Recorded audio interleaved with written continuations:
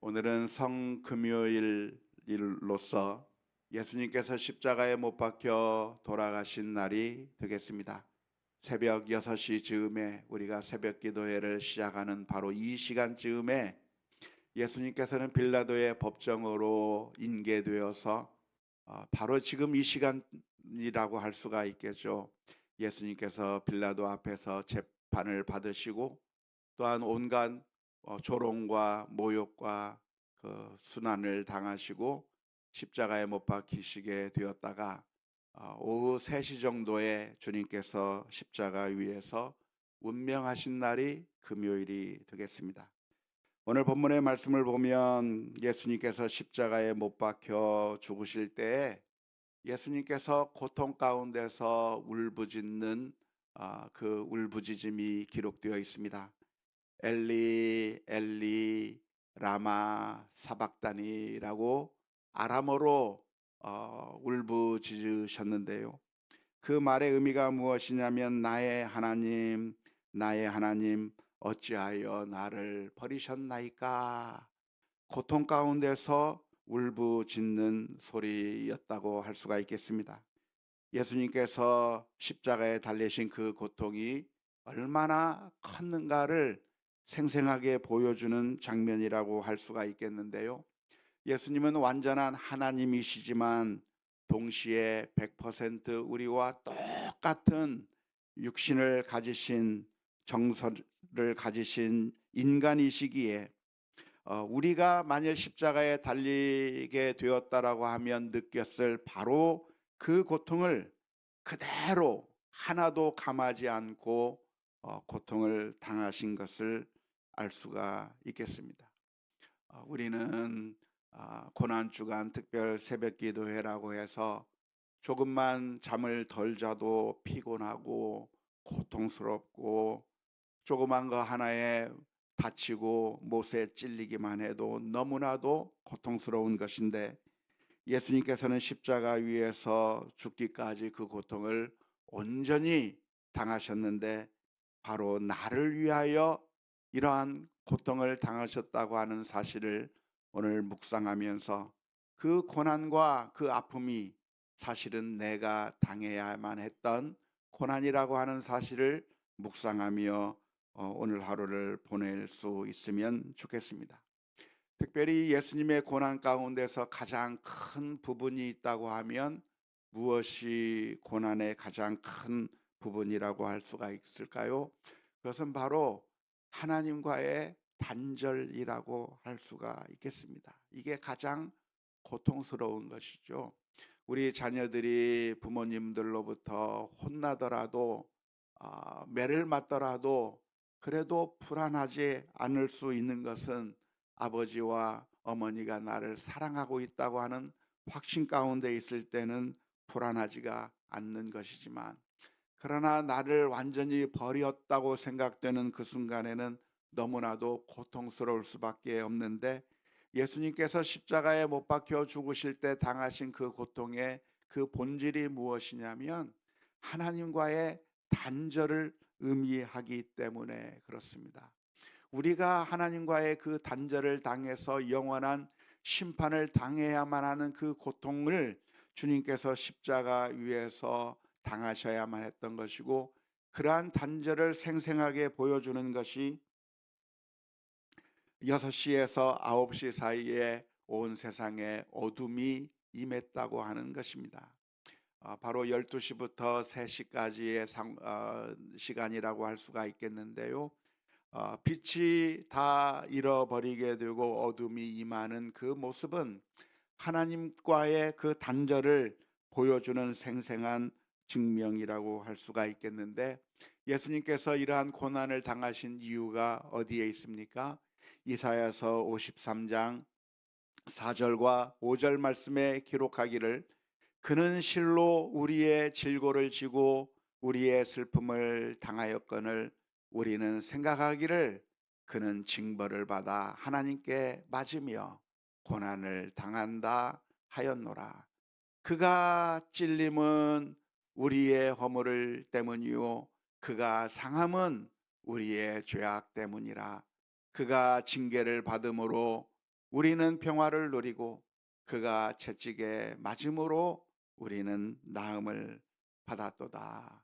700년 전에 예언된 이 예언의 말씀대로 예수님의 고난 때문에 우리가 당해야 될 그 고난을 주님께서 당하셨다고 하는 사실을 기억함으로, 주님께서 단절되심으로 말미암아 우리가 하나님과의 연결이 회복되었다고 하는 사실을 기억하면서 오늘 우리가 주님의 고난을 묵상해야 할 것입니다. 특별히 주님께서 고난을 당하는 바로 그 순간에 사람들이 어떻게 주님의 고난을 보았는가, 그 옆에 있는 사람이 이야기를 합니다. 이 사람이 엘리야를 부른다고 말하면서 조롱하면서 그 고난 가운데서 오히려 조롱하며 비난했다고 하는 것을 볼 수가 있는데요. 이러한 고난을 우리가 볼 때 이 모든 것이 사실은 우리의 죄의 대가가 얼마나 무서운 것인가를 기억해야 할 것입니다. 사실 우리가 살아가면서는 우리가 악한 일을 했다고 생각하지 않으면서 삽니다. 우리는 그냥 평상시대로 행동한 것처럼 생각하고 살고 있고, 우리의 죄값이 그렇게 크지 않을 거라고 무시하면서 살아가고 있는데요. 사실은 너무나도 큰 죄라고 하는 사실을 기억해야 되는 것이죠. 어떤 사람이, 어떤 청소년이 전화를 걸어서 혹은 게시글에 이런 걸 적어 놓았습니다. 내일 몇 시에 신세계 백화점을 폭파시켜 버리겠다라고 그 글을 써 놓았는데, 그 청소년이 그렇게 그 글을 쓴 것은 왜 썼을까요? 그냥 심심해서 장난으로 쓴 겁니다. 진짜 폭파시키겠다고 한 것도 아니고 그냥 아무것도 아니고 재미삼아, 장난삼아 한 것인데요. 그 일로 인해서 신세계 백화점에서는 6억 원이라고 하는 어마어마한 손해가 이루어지게 되었고, 결국 그 손해를 배상해 내라고 청구한다고 하는 소식이 들리게 되는데요. 사실은 우리는 아무 일도 아니라고 생각하면서 갑질을 하고, 아무것도 아니라고 생각하면서 수군수군대면서 다른 사람들을 욕하고 비난하고, 그 말이 얼마나 큰 치명적인 사건이 되는 것인지, 내가 걱정한다고 하는 말이 사실은 그 다른 사람에게 얼마나 치명적인 말이 되고 한 사람의 인생을 무너뜨릴 수도 있는 말이라고 하는 것을 모른 채 그냥 지나가면서 대수롭지 않게 했던 그 말들이 사실은 죄악이라고, 엄청난 죄악이라고 하는 사실을 우리가 반드시 기억해야 할 것입니다. 뿐만 아니라 십자가의 그 죽음을 보면서 내가 그 자리에 있어야 될 사람이었고, 그 모든 죄악을 우리가 대신 용서받게 되었다고 하는 사실을 기억하면서 오늘 우리가 감사와 회개의 삶을 살아가는 우리 모두가 다 될 수 있기를 주님의 이름으로 축원합니다. 뿐만 아니라 우리에게 남겨진 십자가가 있을 텐데요. 주님께서는 우리가 이 주님을 따르는 그 길이 쉽고 편안한 길이 아니라 자기 십자가를 지고 따르는 길이라고 말씀해 주셨습니다. 그래서 우리들도 이 세상을 살아가는 동안에, 우리가 하나님 앞에 가는 동안에 우리에게 남겨진, 우리가 지고 가야 할 십자가가 있을 텐데, 그 십자가를 지고 갈 때마다 우리는 무엇을 기억해야 되는가? 갈보리산 위에서 나를 위하여 십자가를 지신 주님을 생각해야 할 것입니다. 우리가 어려운 순간을 당할 때 생각나는 것이 무엇입니까? 우리 엄마도 나와 같은 상황에서 이런 어려움을 당했었구나 생각할 때가 있잖아요.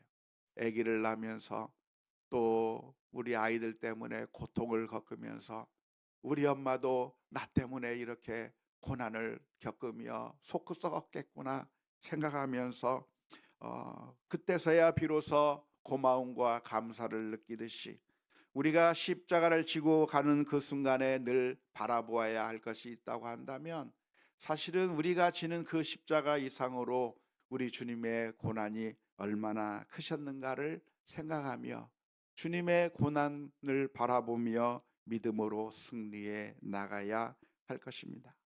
우리가 지고 가는 그 십자가가 무거운 것이라고 했습니까? 쉬운 것이라고 했습니까? 쉬운 거라고 했어요. 내 짐은 가볍다고 말씀해 주셨습니다. 우리가 지고 가는 십자가가 고통스러운 것인가요? 쉬운 것이라고 했나요? 가벼운 것이라고 말씀해 주셨습니다. 그 우리들의 마음 가운데 사랑이 있다고 한다면 가벼운 것이죠. 우리들의 마음 가운데 사랑이 있다고 한다면 쉽고 가벼운 것이고, 만일 우리들의 마음 가운데 돈이 있고 우상이 있다고 한다면 무거울 것이지만, 그런데 그럼에도 불구하고 쉽고 가볍지만 고통이 없는 것이 아니죠. 고통이 있습니다. 우리가 가는 그 길에, 주님을 따른다고 하는 그 길에 고통이 있을 수밖에 없는데, 그 고통이 있을 때마다 우리는 어떻게 해야 되는가? 주님의 십자가를 바라볼 수 있기를 바랍니다. 우리가 당해야 되는 그 고난을 보면서 우리보다도 주님께서 나를 위하여 십자가를 지셨구나, 나도 당하는 이 고난을, 사실은 주님께서는 더 큰 고난을 당하셨다고 하는 그 사실을 생각하면서 믿음으로 승리해야 할 것입니다. 히브리서 12장 2절 말씀에 그래서 우리들에게 권면합니다. 믿음의 주요 또 온전하게 하시는 이인 예수를 바라보자. 그는 그 앞에 있는 기쁨을 위하여 십자가를 참으사 부끄러움을 개의치 아니하시더니 하나님 보좌 우편에 앉으셨느니라. 지금까지 살아오면서 힘든 일이 있을 때마다 주님께서는 얼마나 더 큰 은혜를, 더 큰 사랑으로 우리를 위해 고난을 참으셨는가를 바라보며 믿음으로 승리하는 우리 모두가 다 될 수 있기를 주님의 이름으로 축원합니다.